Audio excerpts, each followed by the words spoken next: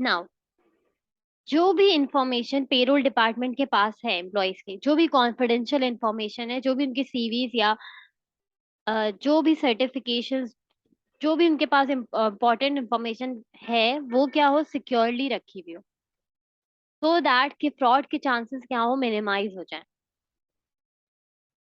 ठीक है, जो भी इंफॉर्मेशन हमारे पास है वो सिक्योरली जो है हमारे पास बिजनेस में पेरोल डिपार्टमेंट में होने चाहिए। फिर अब जो हमारे पास इम्पोर्टेंट पार्ट है कि दो चीजें, एक होती है ग्रॉस पे और एक होती है नेट पे। ग्रॉस पे का मतलब है कि ओवरऑल जितनी भी इनकम एम्प्लॉय अर्न कर रहा है।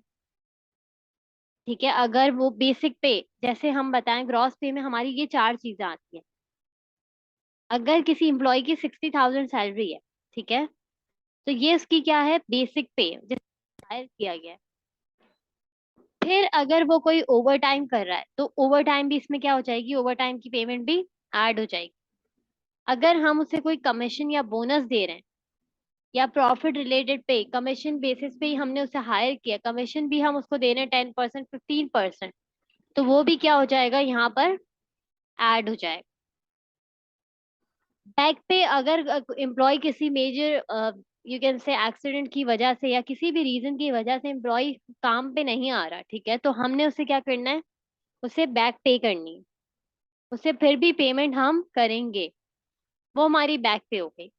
अब ये फोर जब कंबाइन होते तो हमारे पास क्या बनती है, ग्रॉस पे। इतनी वो इनकम अर्न कर रहा है कि ग्रॉस पे, उसमें से हम क्या माइनस करेंगे, टैक्स। ठीक है, अगर कोई बेनिफिट कंट्रीब्यूशन हम हमारे पास है वो भी हम माइनस करेंगे। और हम पेंशन स्कीम में, अगर हमने पेंशन स्कीम में जो है अमाउंट देते हैं कुछ, तो पेंशन स्कीम में अगर हम रजिस्टर्ड है तो पेंशन स्कीम में भी जो, वो भी क्या हो जाएगी, डिडक्ट हो जाएगी। जो फाइनल हमारे पास नेट पे आएगी after deducting tax and everything, वो हम कहाँ लेके जाएंगे, वो हमारी अपने बैंक अकाउंट में डिपॉजिट हो जाएगी अमाउंट, उसको हम कहेंगे नेट पे। यहाँ तक क्लियर? Yes ma'am. ओके। अब एम्प्लॉयज की अर्निंग तीन बेसिस पे हो सकती है, या तो हम उन्हें सेम अमाउंट पे करें एवरी मंथ, या हम आर्ली रेट के बेसिस पे करें, या हम उनके परफॉर्मेंस के बेसिस पे करें। बेसिक पे मतलब जिस बेसिक पे मतलब जिस सैलरी पे हमने उन्हें हायर किया है, पीरियड ऑफ वर्क में हम उन्हें कितना पे करेंगे, वो उसकी कहलाएगी बेसिक पे। ओवर टाइम क्या होता है कि अगर एम्प्लॉय एक्स्ट्रा आवर्स वर्क कर रहा है तो उसके लिए हम उसे एक्स्ट्रा पेमेंट देंगे। बोनस स्कीम्स क्या होंगी कि अगर एम्प्लॉय का परफॉर्मेंस अच्छा है तो हम एम्प्लॉय को बोलेंगे कि आपको हम बोनस देंगे। अब बेसिक पे क्या है, एक लार्जेस्ट एलिमेंट है हमारी पे का, कि हमने इतने में ही एम्प्लॉय को हायर किया है, ये से लाजमी करनी है। बाकी जो ओवर टाइम बोनस स्कीम्स है वो सब एक्स्ट्रा अमाउंट है जो वो रिसीव करेगा अगर वो ओवर टाइम करता है तो। या अगर वो बोनस, उसकी परफॉर्मेंस अच्छी है तभी उसको बोनस मिलेगा। लेकिन बेसिक पे क्या होगी, फिक्स्ड होगी। अब यहाँ पर देखें, यहाँ पर एग्जाम्पल लिखी हुई है, your contract of paid, you are to be paid 9,000 per annum that will enjoy 4 weeks leave। ठीक है, 9,000 हम पूरे साल में कमा रहे हैं, राइट, और कितने आवर्स वर्क कर रहे हैं, 35 आवर पर वीक। मुझे ये बताएं कि हमारे पास पर एनम तो मंथली कितनी पेमेंट कर रहे होंगे हम, 7 पेमेंट क्या कर रहे होंगे मंथली। ये उसकी क्या है, एक फिक्स सैलरी है जो हम उसको हर मंथ पे कर रहे होंगे, राइट। 9,000 पूरे साल की है, मंथली बेसिस पे कैलकुलेट कैसे होगा, डिवाइड बाय 12 से। Is that clear? Yes. Okay. अब जरा 2.2 एग्जाम्पल, इस क्वेश्चन को सिर्फ रीड करें अभी फिलहाल, इसको मैं एक्सप्लेन करूंगी।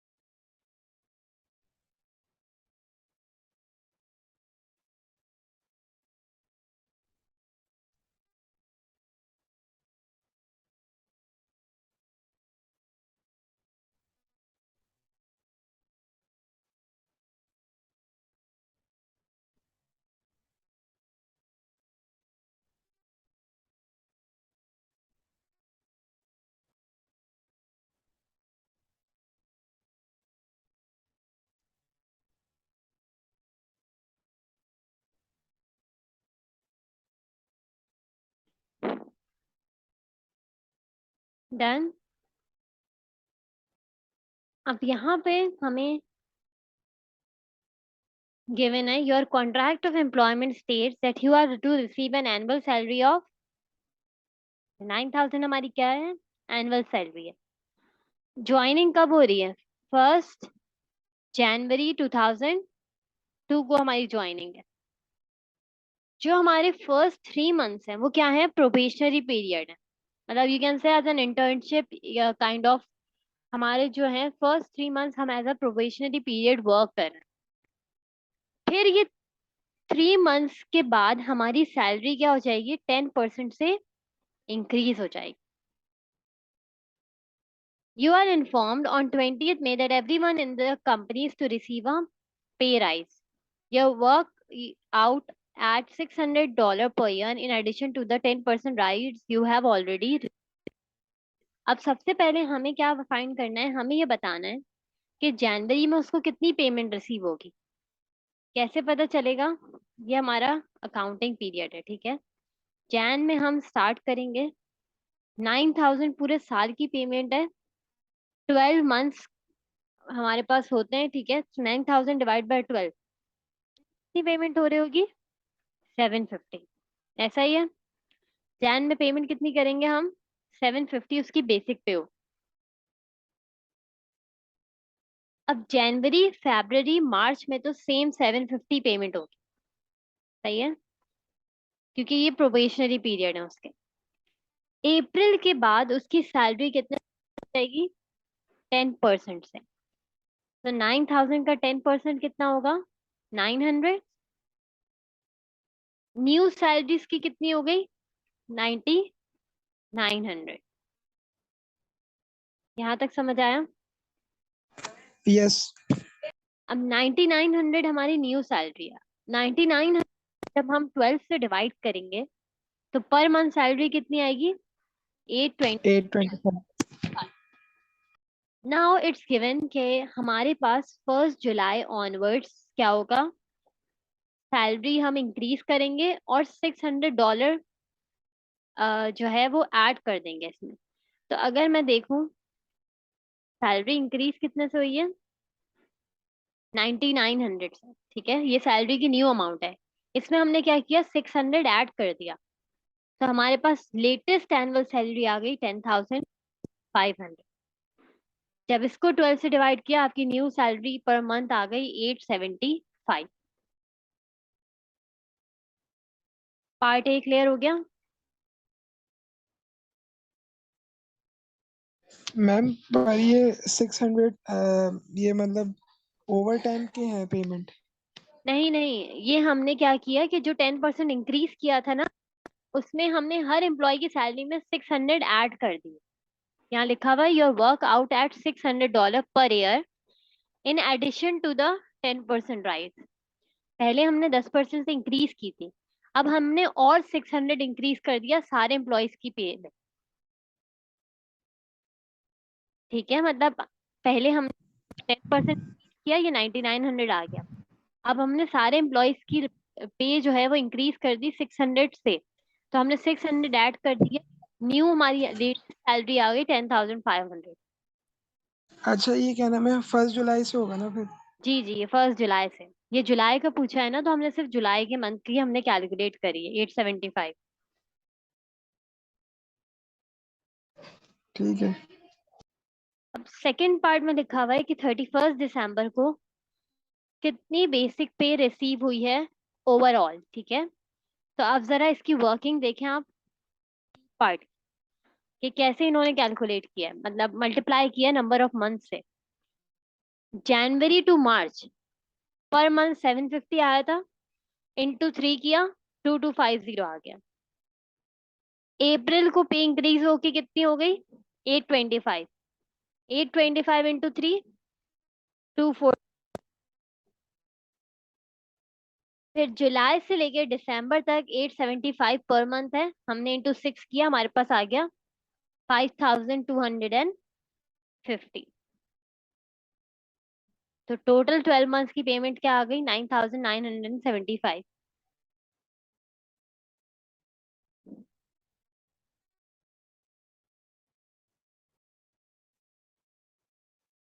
यहाँ तक कोई इशू? No ma'am. फिर लास्ट पार्ट में इन्होंने बोला है कि अगर कोई पे राइज नहीं होता, ठीक है, तो मार्च तक की हमें पेमेंट कैलकुलेट करनी है। मतलब हमने डायरेक्टली क्या किया, सिर्फ नंबर ऑफ मंथ से मल्टीप्लाई कर दिया।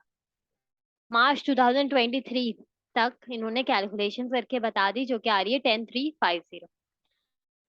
क्वेश्चंस बिल्कुल एज इट इज सेम इसी तरह आएंगे, ठीक है, जो आपने MA1 में पढ़ा है, बिल्कुल एज इट इज आपके पास कैलकुलेशन के क्वेश्चंस आएंगे, ठीक है, कि आर्ली बेसिस पे पीस वर्क पे कैसे कैलकुलेशन होती है।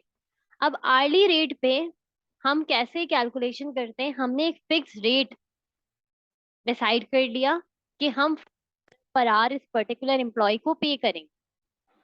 अब एम्प्लॉय अगर 40 आवर्स वर्क कर रहा है तो उससे कितनी पेमेंट मिलेगी?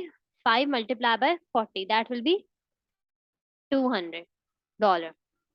ऐसा ही है, हमने जो रेट पर आवर है उसको नंबर ऑफ आवर्स से क्या किया, rate per hour multiply by number of hours, हमारे पास आ गई बेसिक पे, ठीक है। अच्छा, अब हमारे पास एक स्कीम होती है जिसको हम कहते हैं हाई डे रेट स्कीम।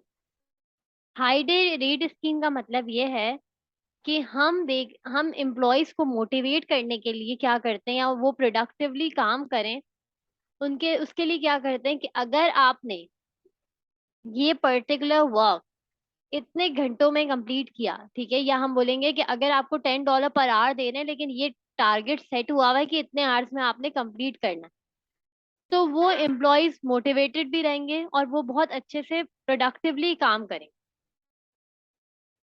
ठीक है। तो ये हाई डे रेट एक स्कीम है जिसके थ्रू जितने ज्यादा आउटपुट, जितने ज्यादा यूनिट्स आप प्रोड्यूस करेंगे, उतना ज्यादा आपकी क्या होगी, उतना ज्यादा आपको हाई पे मिलेगी, ठीक है, उतना ज्यादा आपकी पे इंक्रीज हो जाएगी। ये आर्ली रेट में होता है, ठीक है। आर्ली रेट में रेट डिसाइड होगा पर आवर, सिर्फ क्या करेंगे, नंबर ऑफ आवर्स से मल्टीप्लाई कर, तो हमारे पास आ जाएगी। Okay, yes. Now piece work system पता है क्या होता है? Any idea? नो।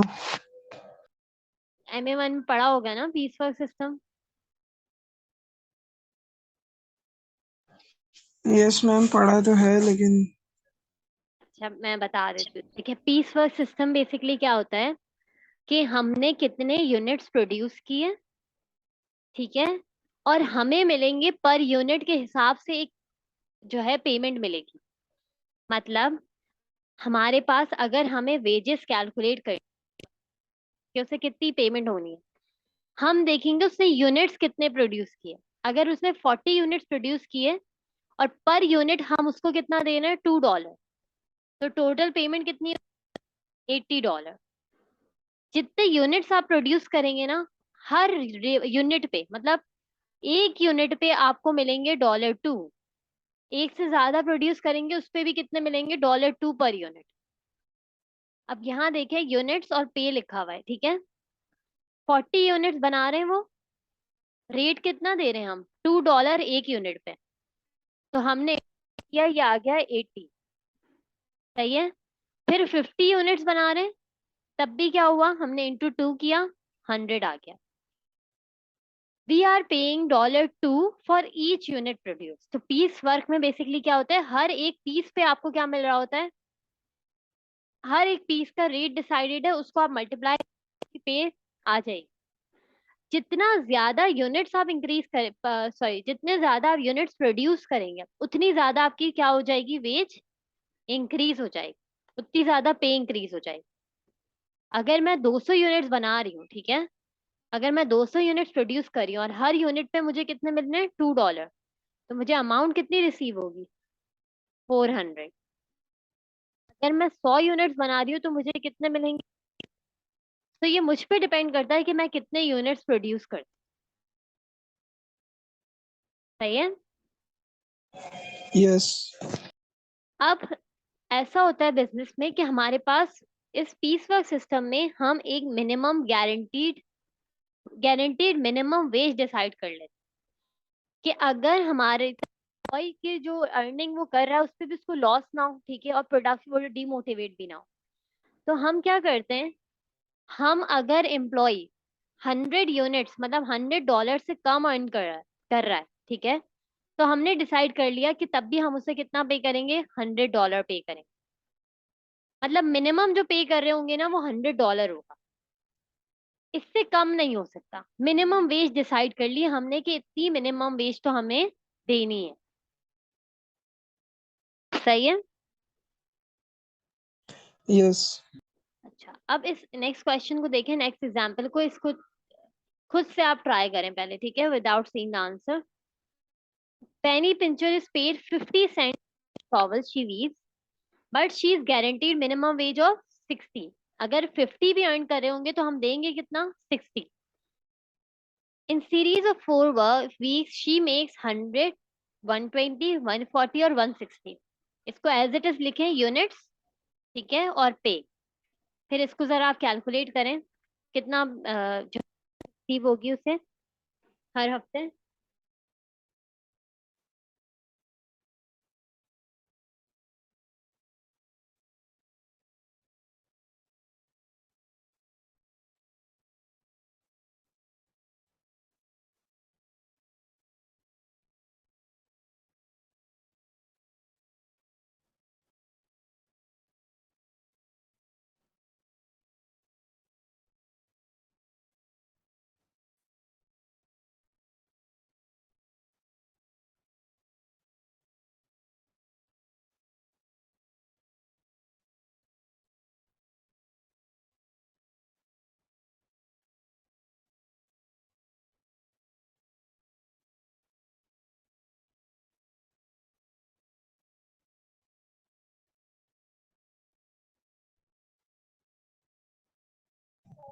कर लिया मैम। ठीक है, आप मुझे बताएं कि आपके पास जो है, आपने ऐसे लिस्ट बनाई होगी 100, 120, 140 और 160, ठीक है।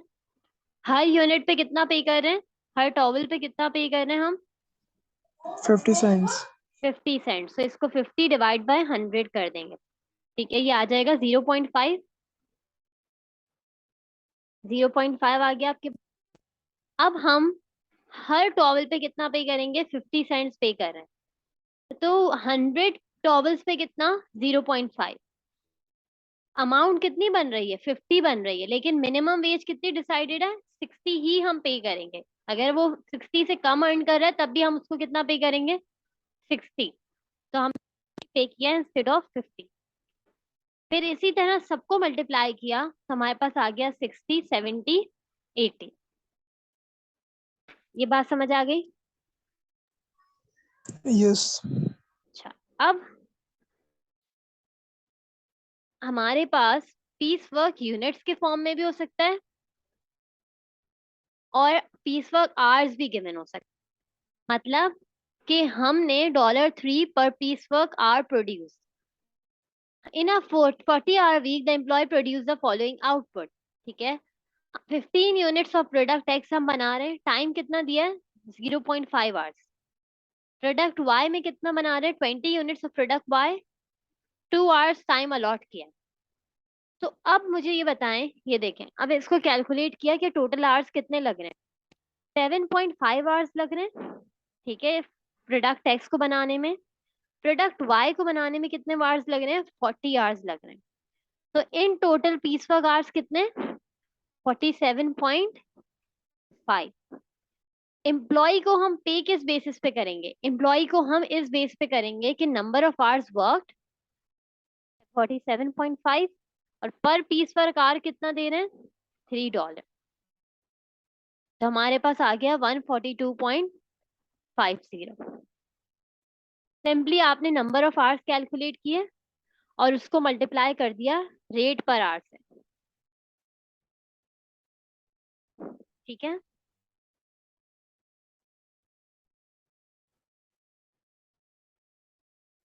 Is that clear. Yes ma'am, clear. Okay, अब आपने ये पढ़ा होगा ओवर टाइम, कमीशन, बोनस, ठीक है, ये एक्स्ट्रा पेमेंट्स है जो हम एम्प्लॉय को करते हैं। ओवर टाइम यस क्या होता है कि अगर एम्प्लॉय उसके नॉर्मल स्टैंडर्ड वर्किंग आवर्स से कर रहा है तो हम उसको देते हैं overtime payment. Overtime is the payment for work done in excess of an employee's hours at basic rate pay. अगर एम्प्लॉय का टाइम 40 आवर्स है लेकिन एम्प्लॉय कितने आवर्स वर्क कर रहा है, 42 आवर्स वर्क कर रहा है, तो ये जो 2 आवर्स इसने एक्स्ट्रा वर्क किया इस पे क्या मिलेगा इसे, इस पे इसको ओवर टाइम पेमेंट रिसीव होगी। ठीक है। पेमेंट जो हमारे पास ओवर टाइम की होती है ना उसके दो वेज होते हैं। मतलब हम या तो उसको टाइम एंड हाफ के बेसिस पे पेमेंट करते हैं या टाइम एंड क्वार्टर के बेस पे पेमेंट करते हैं। अब एक चीज याद रखिएगा, जब भी टाइम एंड हाफ की बात आती है तो टाइम स्टैंड्स फॉर 1 एंड 1 का हाफ कितना होगा, 0.5। ठीक है। टाइम एंड हाफ मतलब 1 + 0.5, तो टोटल ओवर टाइम कितना होगा, 1.5। ऐसा ही है। यहाँ पे yes if an hour at basic rate is $4, ठीक है, अगर $4 एम्प्लॉय अर्न कर रहा है और हम उसको क्या, उसने ओवर टाइम वर्क भी किया है, तो हम सिंपल 4, तो बेसिक तो उसे मिलेगा जैसे दैट इज 4। ठीक है, ये टाइम है और इसका हाफ कितना है, 2। ऐसा ही है। 4 का हाफ, 4 का 50% इज 2, तो ये हमारे पास $6 पर आवर वो अर्न कर रहा है।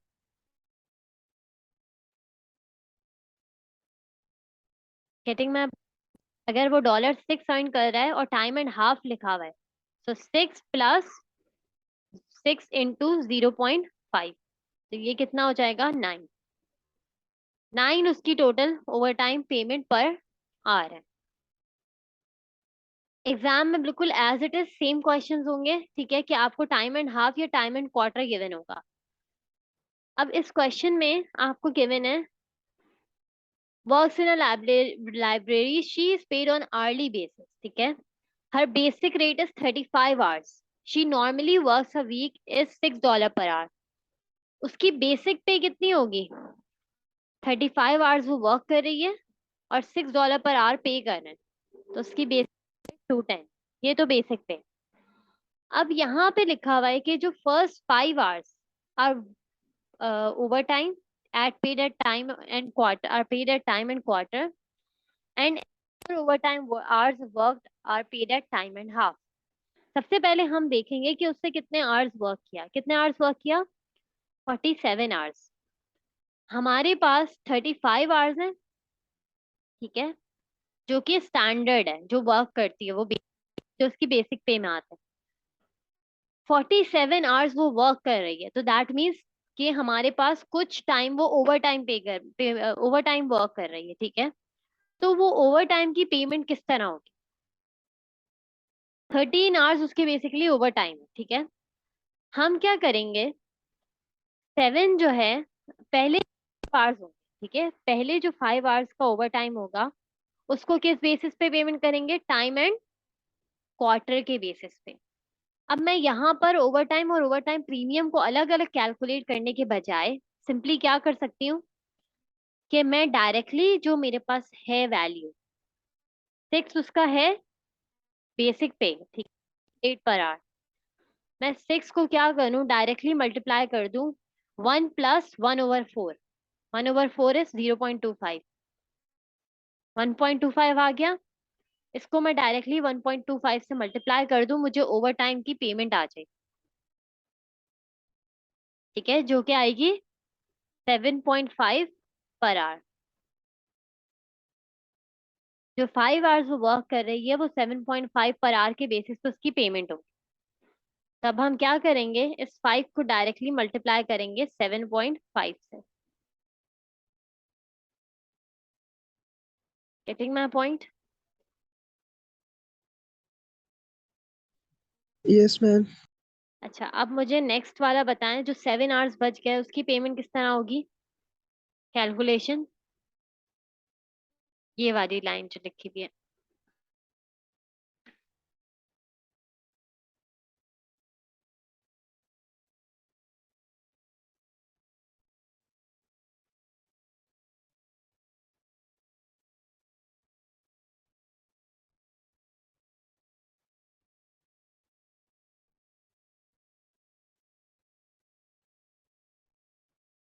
47 में से 40 आवर्स तो हमारे पास हो गए, ठीक है। अब जो रिमेनिंग 7 आवर्स हैं उसकी पेमेंट किस तरह हो रही है? टाइम एंड हाफ के बेसिस पे। बेसिक पे कितनी है? 6, ठीक है। टाइम एंड हाफ का मतलब क्या है? 10, ठीक है। मतलब या इसको एक तरीके से तरह कर लेते हैं ना, 1 प्लस 0.5, तो ये कितना हो गया? 1.5। इस 1.5 को हम डायरेक्टली मल्टीप्लाई करेंगे किससे? हमारे बेसिक रेट से, जिस तरह मैंने पहले वाला किया ना, ये इस तरह। यहाँ क्या हो जाएगा? 6 को मैं मल्टीप्लाई करूंगी 1.5 से, मेरे पास आ जाएगी 9 पर आवर। $9 पर आवर हम उसको पे करेंगे। तो 7 मल्टीप्लाई बाय 9 है 6।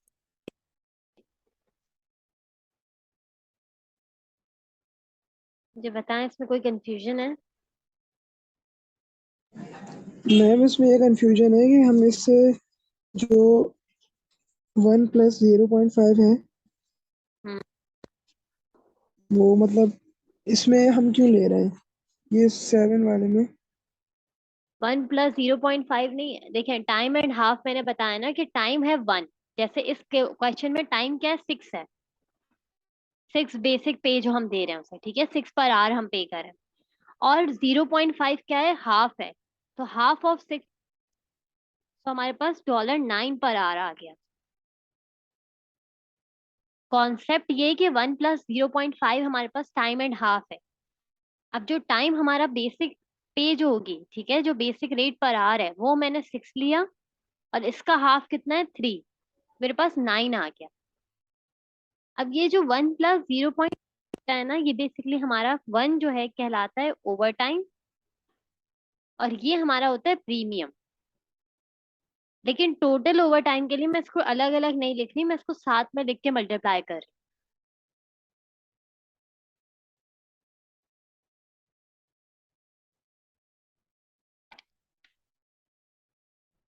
ठीक।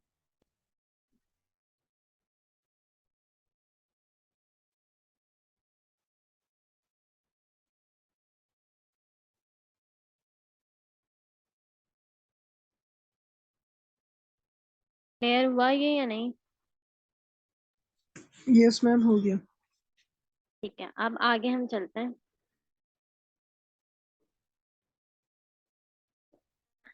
आप इसकी प्रैक्टिस करिएगा, अगर फिर भी कोई इशू आ रहा हो तो do let me know, okay. अच्छा, अब हमारे पास है बोनसेस। बोनस क्या है? अगर हमारे परफॉर्मेंस, एम्प्लॉय का परफॉर्मेंस अच्छा है तो हम उसको क्या दे रहे होंगे? बोनस दे रहे होंगे, एक्स्ट्रा पेमेंट दे रहे होंगे। क्यों दिया जाता है? मोटिवेट द एम्प्लॉयज कि वो और अच्छे से वर्क करें, ठीक है। और जितना हमारा क्वालिटी अच्छी होगी उतना ज्यादा हमारे लिए प्रॉफिट जो है वो मेंटेन रखना आसान होगा। कमीशन, कमीशन बेसिकली हम एजेंट्स को पे करते हैं कि अगर एम्प्लॉय, अगर हमारे पास कोई एजेंट है, ठीक है, जैसे होता है तो उसको हमें कमीशन मिलता है। हम कितना परसेंट कमीशन देते हैं? फॉर एग्जाम्पल हम बोलते हैं कि अगर आपने 10,000 की सेल्स की तो आपको 20% कमीशन मिलेगा। 10%, या हर सेल पे, हर आइटम सेल करने पे कमीशन मिलेगा। तो वो हमारा क्या कहलाता है? कमीशन, ठीक है। एम्प्लॉयज को हम किस बेसिस पे पे कर रहे हैं? उनकी बेसिक पे दे रहे हैं, और उसके साथ साथ उन्हें कमीशन भी, कमीशन की स्ट्रेट परसेंटेज भी हो सकती है, जैसे यहाँ पर दिया हुआ है कि अगर $1,000 अर्न किए तो 10% कमीशन मिलेगा। इसका मतलब उन्हें कितने मिलेंगे? $100। और वो स्लाइडिंग स्केल भी हो सकती है, मतलब अगर आपने 500 तक की सेल की तो आपको 5% कमीशन मिलेगा। अगर आपने 5,000 से ज्यादा का कॉन्ट्रैक्ट साइन किया या ज्यादा की सेल की तो आपको 7.5% कमीशन। तो इट डिपेंड्स ऑन बिजनेसेस कि उनका, उनकी पॉलिसी क्या है, ठीक है।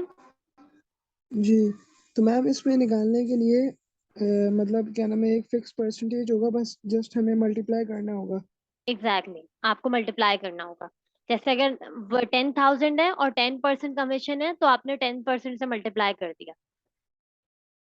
या वो ये भी दे ओके। सकते हैं, क्वेश्चन में इन्होंने गिवन है कि अगर आपने 100 तक जो है 500 क्रेड्स हैं, ठीक है। अगर आपने 100 से एक्सीड कर दिए, मतलब 100 से ज्यादा क्रेड्स बेचे बट बिलो 200, तो आपको 10% कमीशन। 200 से ज्यादा बेचे बट 300 से कम, तो 15%। अलग अलग भी हो, तो आप उसके अकॉर्डिंग भी इसकी वर्किंग करेंगे, लेकिन कैलकुलेशन सेम वे में होगी कि परसेंटेज से मल्टीप्लाई करना हो।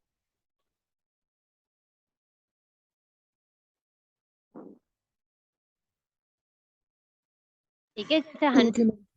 $100 है, ठीक है, 20 हम जो है $100 हम अर्न कर रहे हैं, 10% कमीशन हमें मिलेगा। तो हम क्या करेंगे, इसको मल्टीप्लाई करके हमारे पास जो कमीशन होगा वो कितना हो जाएगा, 100 का 10% मतलब 10 हमें कमीशन मिल रहा है, ठीक है। और हमारे पास बेसिक पे कितना, नहीं बेसिक पे नहीं, एक सेकेंड।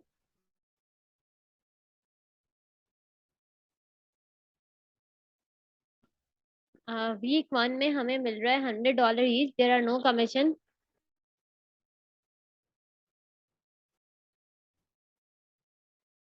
जी, देखें 120 क्रेड्स हमने स्टार्टिंग में सेल किए फर्स्ट वीक में, ठीक है। क्रेड्स मतलब एक्सेस कितना है 100 से 20, तो इस 20 पे हमें कितना कमीशन मिलेगा, 10%।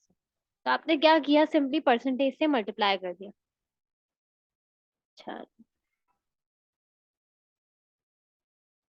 इतने लॉन्ग क्वेश्चंस, इतने लेंदी क्वेश्चंस आपके पास एग्जाम में नहीं पूछता एग्जामिनर। अच्छा, इस क्वेश्चन को रीड करें, I am just bringing my charger, मेरा लैपटॉप ऑफ हो जाएगा।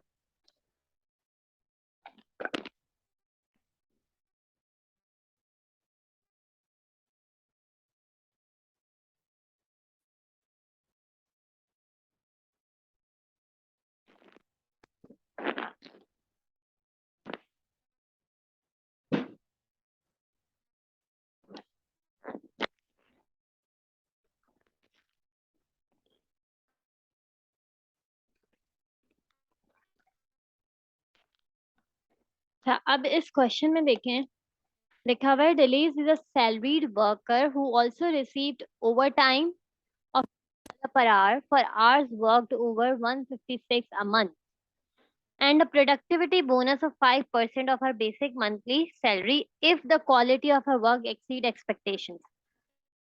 Her salary was 12,000 per year.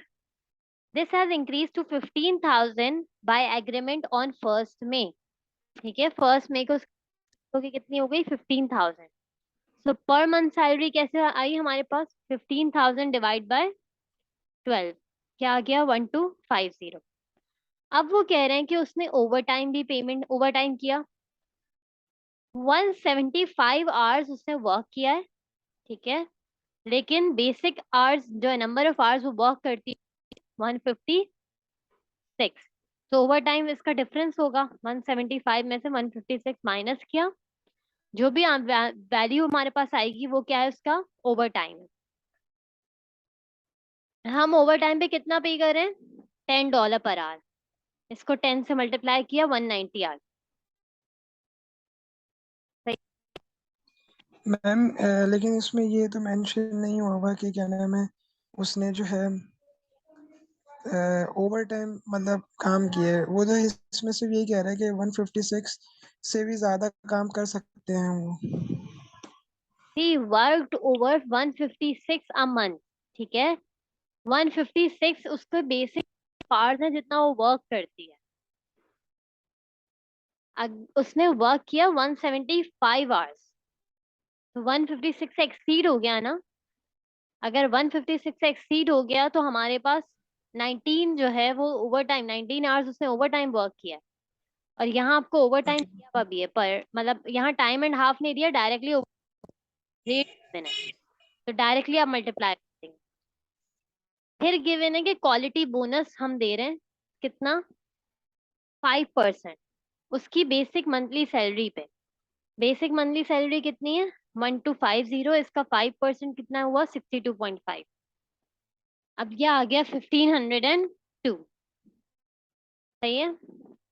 यहाँ पर लिखा हुआ है कि हमने उसे बैक पे भी किया है, मतलब जो जनवरी से अब तक की पेमेंट है ना, वो कितनी की होगी, यहाँ पर लिखा हुआ है जैन से अप्रैल तक, ठीक है, जैन से अप्रैल तक हमने कितनी पेमेंट की होगी उससे एक्स्ट्रा, जो भी डिफरेंस होगा 15,000, अब इंक्रीज अमाउंट है 1000, उसकी पहले की सैलरी थी, तो 15,000 माइनस 12,000 इंटू 4/12।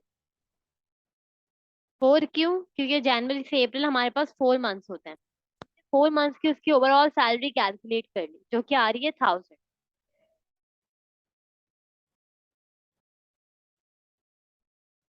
हमारे पास आ गई टोटल ग्रॉस पे जो अब तक वो रिसीव कर चुकी मई में।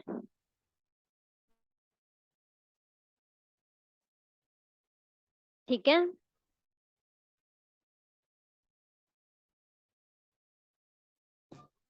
मैम लेकिन इसमें ये समझ नहीं आ रहा है कि कहने में हम जैन टू अप्रैल की उसमें ऐड क्यों कर रहे हैं। देखें इसलिए ऐड कर रहे हैं क्योंकि हमारे पास ये जो है ना, हमने सैलरी इंक्रीज हुई है इनकी। ठीक है, 15,000 हमारी न्यू सैलरी है, 12,000 हमारी पहले सैलरी थी, तो इंक्रीज कितने से हुआ? 3,000 से। अब जो इंक्रीज हुआ है सैलरी में वो कितने मंथ्स के लिए हुआ? 4 मंथ्स के हमारे पास। ये हमारी एक तरीके से बैक पे, कि जो हमने इंक्रीज से पहले अमाउंट पे करी है वो कितनी है? 1000। वो 1000 बन रही है हमारी। हमें निकालनी है ग्रॉस पे अब तक कितनी थी, तो अब तक हमारी gross pay जो है वो 25,021। सही है। यस मैम, आ गया समझ। ठीक है, नेक्स्ट। अच्छा, पेरोल एडमिनिस्ट्रेशन में हमारे पास कुछ डॉक्यूमेंट्स भी होते हैं। ठीक है, टाइम शीट, सब आपने पढ़े होंगे। टाइम शीट क्या होता है कि एम्प्लॉय कितना टाइम स्पेंड कर रहा है हर एक पर्टिकुलर जॉब पे। जॉब यहाँ पर कह सकते हैं आप कॉन्ट्रैक्ट एक तरीके से। ठीक है, अगर हमारे पास कोई केटरिंग का हमारा बिजनेस है, ठीक है, हमारे पास कॉन्ट्रैक्ट आया, हमने उस कॉन्ट्रैक्ट पे वर्क करना शुरू, हमने हर टास्क पे कितना टाइम स्पेंड किया वो कहाँ रिकॉर्ड होगा? टाइम शीट पे। ठीक है, वो कहाँ रिकॉर्ड होगा? टाइम शीट पे। अब यहाँ पर्सनल डिपार्टमेंट जो है, ठीक है, पेरोल डिपार्टमेंट है, उसके पास एक पर्सनल रिकॉर्ड कार्ड किसका होगा? एम्प्लॉय का होगा, जिसमें उसका एनआईसी, पर्सनल डिटेल्स, एक्सपीरियंस, ये सब चीजें होंगी। और अटेंडेंस कार्ड क्या होगा कि एम्प्लॉय कितने दिन प्रेजेंट ऑफिस में, एम्प्लॉय ने कितने डेज ऑफ लिया, एम्प्लॉय ने कितने डेज लीव पे गया था। ठीक है, ये सारी चीजें किसमें मेंशन होंगी? अटेंडेंस। पेरोल डिपार्टमेंट के ये कुछ फंक्शंस हैं जो कि पूछ सकते हैं आपसे एमसीक्यूज में, कि वो ग्रॉस पे कैलकुलेट करते हैं, वो टैक्स जो है हमारे बिहाफ पे कैलकुलेट, एम्प्लॉयज के बिहाफ पे कैलकुलेट करते हैं, पे स्लिप्स प्रिपेयर करते हैं, फिर उसके अकॉर्डिंगली जितनी भी पेमेंट्स बन रही होती हैं या सैलरीज बन रही होती हैं वो एम्प्लॉयज को पे करते हैं। सैलरी क्या होती है? जो मंथली बेसिस पे गिवन हो, दी जाती है एम्प्लॉयज को। ठीक है, और वेजेस क्या होती है? जो डेली बेसिस पे दी जाती है। अब सैलरीड एम्प्लॉयज जो होंगे उनकी एक फिक्स सैलरी होगी जो कि हर मंथ उनके अकाउंट में ट्रांसफर हो जाएगी। उसके लिए भी हमारे पास प्रॉपर डॉक्यूमेंटेशन होती है। अच्छा, अब जो एम्प्लॉयज हैं, क्या इंपॉर्टेंट है उसके लिए कि हम ये देखें उन्होंने कितने आवर्स वर्क किया। ठीक है, जैसे अगर 40 आवर्स का कॉन्ट्रैक्ट साइन हुआ है तो हम देखेंगे उन्होंने कितने आवर्स वर्क। यहाँ पे अटेंडेंस कार्ड्स क्या होते हैं? अटेंडेंस कार्ड, जैसे कि आपको पता है कि आजकल इंस्टीट्यूट्स में हमारे पास जो है स्कैनर होता है। ठीक है, बायोमेट्रिक के थ्रू हमारी अटेंडेंस मार्क होती है। ठीक है, आप गए, आपने ऑफिस में अटेंडेंस मार्क की, आप जब बिजनेस ऑफिस लीव कर रहे होंगे आपने उस वक्त भी जो है वो उसको मार्क किया, तो आपके पास रिकॉर्ड हो गया कितने घंटे आप ऑफिस के अंदर मौजूद थे, उसके अकॉर्डिंगली आपकी पेमेंट होगी। हमारे पास यहाँ 4 डॉक्यूमेंट्स हैं जो कि रिकॉर्ड्स मेंटेन किए जाते हैं। एक होता है daily time sheet. Daily time sheet कि हमने हर दिन किस पर्टिकुलर टास्क में कितना टाइम स्पेंड किया। वीकली टाइम शीट, हमने वीक में कौन से टास्क कंप्लीट करे। ठीक है, ये डेली टाइम शीट से सिमिलर होगा लेकिन ये वीकली बेसिस पे प्रिपेयर होगा। यहाँ तक समझ आ गया? Yes ma'am. ठीक है। अब जॉब कार्ड, जैसे मेरे पास एक कॉन्ट्रैक्ट आया, ठीक है। पहले जो है वो कॉन्ट्रैक्ट किसके पास गया होगा? ऑब्वियसली हमारे पास कोई परचेज ऑर्डर हमें रिसीव हुआ है, ठीक है। परचेजिंग डिपार्टमेंट के पास वो कॉन्ट्रैक्ट, वो जो है कॉन्ट्रैक्ट आया। उन्होंने अपना काम किया और उन्होंने सेकंड पे किसको? प्रोडक्शन डिपार्टमेंट को वो जो भी उनका टास्क था वो कंप्लीट करके उसको ट्रांसफर कर दिया। अब बाकी काम किसका है? प्रोडक्शन डिपार्टमेंट का है। तो उसके लिए यूज होते हैं जॉब कार्ड्स। मतलब हर डिपार्टमेंट ने कितना टाइम उस पर्टिकुलर कॉन्ट्रैक्ट पे लगाया वो कहाँ रिकॉर्ड होगा? जॉब कार्ड्स में। जॉब कार्ड जैसे जॉब कॉस्टिंग होता है वैसी जॉब कार्ड्स हैं कि हर एक पर्टिकुलर के लिए, हर एक पर्टिकुलर कॉन्ट्रैक्ट के लिए हमने एक जॉब कार्ड, और उसके बेसिस पे हम रिकॉर्डिंग करें। ठीक है। इसके बाद हमारे पास रूट कार्ड्स हैं। इसमें हम प्रोडक्ट के बारे में बात करते हैं। अगर कोई प्रोडक्ट हम मैन्युफैक्चर कर रहे हैं तो हम देखेंगे कि उस प्रोडक्ट पे कितना काम हमारे साइड से हुआ है, वो हम रिकॉर्ड करेंगे अपने रूट कार्ड। ठीक है। जॉब कार्ड्स पर्टिकुलरली कॉन्ट्रैक्ट्स के लिए होगा, रूट कार्ड्स आप प्रोडक्ट्स के लिए भी यूज कर सकते हैं। अच्छा।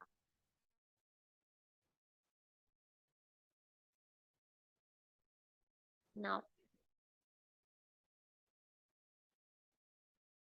ठीक है, ये वही चीजें, time sheet and salaried staff, कितना टाइम उन्होंने स्पेंड किया। एग्जाम्पल आपको गिवन है। अब हमारे पास पेरोल, मतलब जो हमारी ग्रॉस पे होती है या जो भी हमारी टोटल पे है, उसमें से कौन कौन सी चीजें डिडक्ट होती हैं? सबसे पहले क्या डिडक्ट होगा? Income tax. और उसके बाद हम डिडक्ट करेंगे कॉन्ट्रीब्यूशंस। अगर एम्प्लॉय किसी पेंशन स्कीम में रजिस्टर्ड है तो वो पेमेंट भी यहाँ से माइनस हो जाती है। अब फॉर एग्जाम्पल इनकम टैक्स तो सिंपल है, आपने डायरेक्टली गिवन होगा, आप माइनस कर देंगे। बेनिफिट कंट्रीब्यूशन क्या हो सकता है कि अगर एम्प्लॉय, जैसे बाहर कंट्रीज में ये होता है कि अगर आप अनएम्प्लॉयड हो जाते हैं, ठीक है, आपकी जॉब नहीं रहती, तो कंट्रीब्यूशन मिल रहा होता है, तभी आपको कहीं ना कहीं से वेलफेयर बेनिफिट्स फंड कर रही होती है गवर्नमेंट, दे रही, प्रोवाइड कर रही होती है। तो ये कुछ बेनिफिट कॉन्ट्रीब्यूशन है जो हमें रिसीव होते हैं। Unemployment benefit, sickness benefit, state pension scheme, health service in some countries.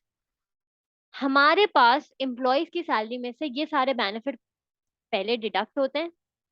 फिर फॉर एग्जाम्पल अनएम्प्लॉयड हो जाता है एम्प्लॉयज, के पास कोई जॉब नहीं होती, तो फिर उसको उसके पैसे मिलते हैं।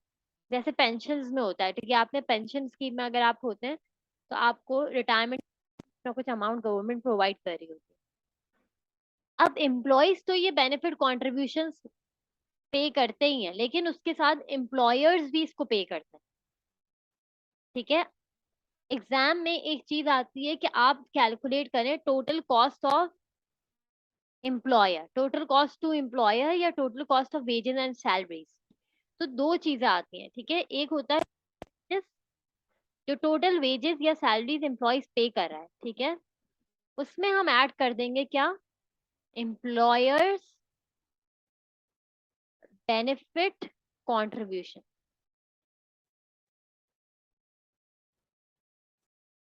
ये इक्वेशन होगी जब भी टोटल कॉस्ट टू एम्प्लॉयर। ठीक है।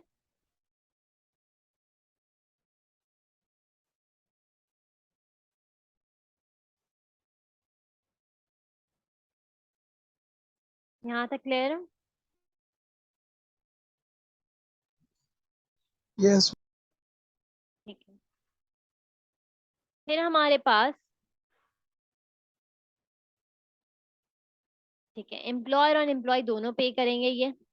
पेमेंट्स के कुछ मेथड्स होते हैं कि हम पे स्लिप मेंटेन करते हैं और पे स्लिप पे रिकॉर्ड करते हैं कितनी अमाउंट हमारे पास, कितने अमाउंट हमें एम्प्लॉय को पे करी थी, मतलब उसकी ग्रॉस पे कितनी थी, उसमें से डिडक्शंस, और फिर नेट पे। जो भी पे स्लिप में इंफॉर्मेशन रिकॉर्ड होगी या पे स्लिप या पेमेंट मेथड किया हुआ होगा, वो एक प्रॉपर फॉर्म में किसी भी पर्सन से ऑथराइज होना चाहिए। ठीक है। पेमेंट सिक्योरली दूसरे एम्प्लॉय के अकाउंट में ट्रांसफर होनी चाहिए। ठीक है। ये सारी चीजों का हमें ख्याल रखना पड़ता है, प्रॉपर कंट्रोल्स हमारे होने चाहिए। ऑथराइज पर्सन का सिग्नेचर होना चाहिए, हर पेमेंट ऑथराइज्ड हो, सारी चीजें डॉक्यूमेंट्स प्रॉपर वे में। अगर एक भी डॉक्यूमेंट या हमारे कंट्रोल्स प्रॉपर नहीं है तो फ्रॉड हो सकता है। ठीक है, एम्प्लॉय को टाइमली बेसिस पे पेमेंट नहीं हुई तो एम्प्लॉय का मोरल डाउन हो सकता है। जो भी कैलकुलेशंस हो वो सही वे में होनी चाहिए। अब पे स्लिप पे हमारे पास रिकॉर्ड होती है एम्प्लॉय की ग्रॉस पे, डिडक्शंस और, इसको एक बार आप देख लीजिएगा, हो सकता है ये आ जाए, हो सकता है नहीं भी पूछे वो। ठीक है, ये टेबल कि क्या क्या रिकॉर्ड करना जरूरी है और क्या क्या रिकॉर्ड करना कंपलसरी नहीं है।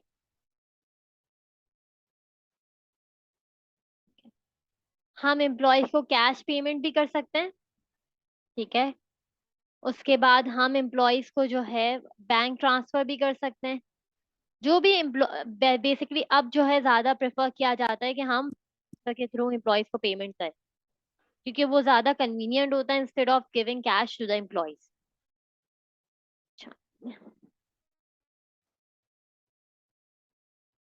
ऑटोमेटेड पेमेंट सिस्टम, ठीक है, ये हमने लास्ट टाइम क्लास में भी डिस्कस किया था कि हम स्टैंडिंग ऑर्डर, डायरेक्ट डेबिट्स, ये कुछ हमारी टाइप्स ऑफ पेमेंट है कि अगर हमें लार्ज वॉल्यूम ऑफ पेमेंट चाहिए तो हम स्टैंडिंग ऑर्डर या डायरेक्ट डेबिट की तरफ जाते हैं। ऑनलाइन बैंकिंग हमारे पास सिस्टम है जिसके थ्रू हमारी जो एम्प्लॉयज की सैलरीज हैं वो इजीली पे ऑफ की जा सकती है।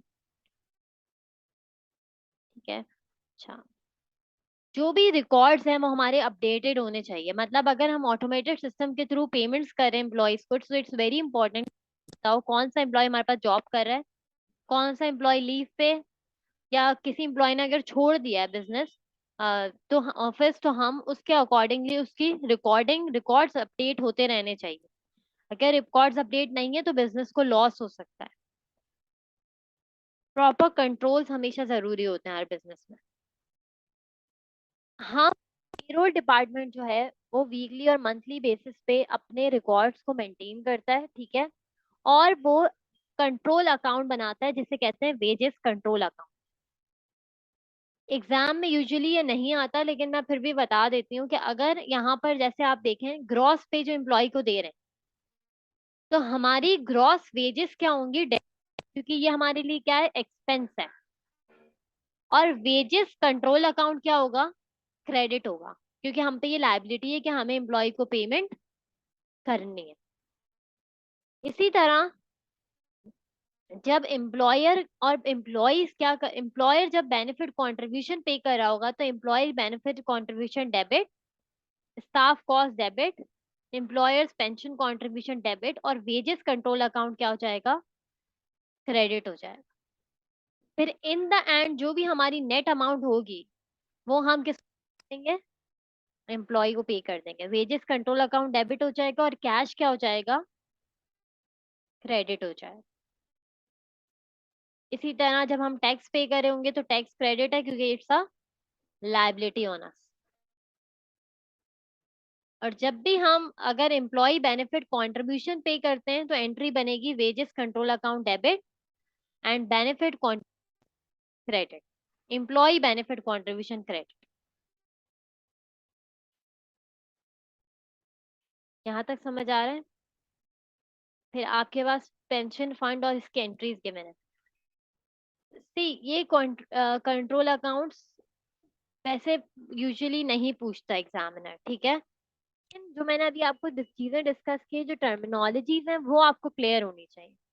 आप जब क्वेश्चंस करेंगे इसके तो आपको ज्यादा अच्छे से आइडिया हो जाएगा किस तरह के क्वेश्चंस आते हैं। ठीक है, यूजुअली थ्योरी मोस्टली इसमें आता है क्योंकि ऑलरेडी आप MA1 में ये सब चीजें कवर कर चुके होते हैं। अच्छा, इसके बाद ये फॉर्मेट है, इसको एक बार देख लीजिएगा इस अकाउंट का। ठीक है, हमारे पास staff cost, gross wages, employers benefit contribution, employers pension contribution और other staff cost credit side पे आएगा। और बाकी सारी चीजें जो हम एम्प्लॉय होंगी वो कहाँ आएंगी, डेबिट साइड पे आएंगी।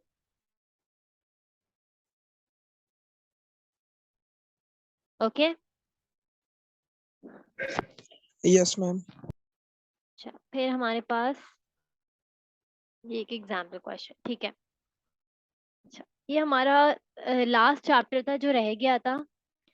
इसके अलावा मुझे बताएं कोई ऐसी चीज, कोई ऐसा टॉपिक जिसमें आपको प्रॉब्लम हो रही हो। अभी तक तो नहीं हो रही, अभी होगी तो पूछ लूंगा मैं। अच्छा, अभी मुझे आप देखें, अभी आपको पेपर में देने में टाइम है। आई नो आप रिजल्ट का वेट कर रहे हैं, लेकिन आई वुड प्रेफर कि आप सेक्शन सी और डी की प्रेपरेशन स्टार्ट करें, ठीक है।